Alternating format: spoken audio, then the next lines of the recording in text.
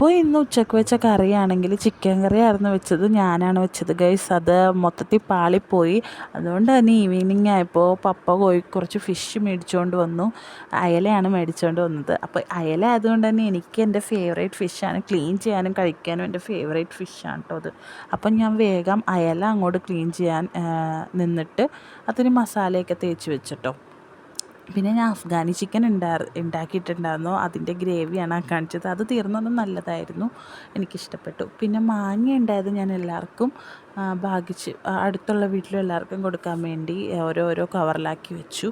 പിന്നെ കുറച്ച് നമ്മുടെ വാട്ടർമെലൺ ഉണ്ടായിരുന്നു. ഈവനിങ് ഒക്കെ ആയപ്പോൾ എനിക്ക് നന്നായിട്ട് ദാഹിച്ചു. അപ്പം ഞാൻ ഓർത്തു എന്നാൽ ഒരു വാട്ടർമെലൺ ജ്യൂസ് കുടിക്കാമെന്ന്. ആകെ ഒരു കുഞ്ഞു പീസാണ് ഉണ്ടായത്. അപ്പോൾ ഞാൻ അത് എനിക്ക് മാത്രം എന്നുള്ള രീതിയിലാണ് ഞാൻ അടിച്ചെടുത്തത് ഗൈസ്. പക്ഷേ അതിൽ നിന്ന് ഒരു ഔൺസ് പോലും കിട്ടിയില്ല, ഒരു ml പോലും കിട്ടിയില്ല ഗൈസ്. എല്ലാം കുടിച്ചത് ഇയാളാണ്. ഇയാൾ എടുത്തുകൊണ്ട് പോയി. അപ്പോൾ ഞാൻ എടുത്തു വെച്ച മഗ് അപ്പാടെ കൊണ്ടുപോയി. പിന്നെ കുറച്ച് ചേന ഉണ്ടായിരുന്നു. ചേന നാളെ രാവിലത്തേക്ക് വേണ്ടിയാണ്. ചോറ് ഞങ്ങൾക്ക് പൊതിച്ചോറ് കിട്ടണം, അതിന് വേണ്ടിയിട്ടുള്ള ചേനയാണ്. അപ്പോൾ അതും വേഗം ക്ലീൻ ചെയ്ത് വെച്ചു, അരിഞ്ഞു വെച്ചു. അപ്പോൾ പിന്നെ രാവിലെ എഴുന്നേറ്റ് ചെമ്മീൻ ഇട്ടാണ് കേട്ടോ ഞങ്ങളുടെ ഇവിടെയൊക്കെ എല്ലാവരും വെക്കാറ്. നല്ല ടേസ്റ്റാണ്. അപ്പോൾ ഒരു ചേന ഫുള്ളെടുത്തു ഗൈസ്. എന്നാലേ ഇവിടെ വീട്ടിൽ തികയുള്ളൂ. കാരണം ഇതൊക്കെ അത്യാവശ്യം നമ്മുടെ വീട്ടിലെല്ലാവരും കഴിക്കും. പിന്നെ വാലിൻ്റെ ആ പീസാണ് ഞങ്ങളിവിടെ വറക്കാൻ കൂടുതൽ എടുക്കാറ്. ഞങ്ങൾക്ക് അതാ കുറച്ചുകൂടി ടേസ്റ്റായിട്ട് തോന്നിയിരിക്കുന്നത്.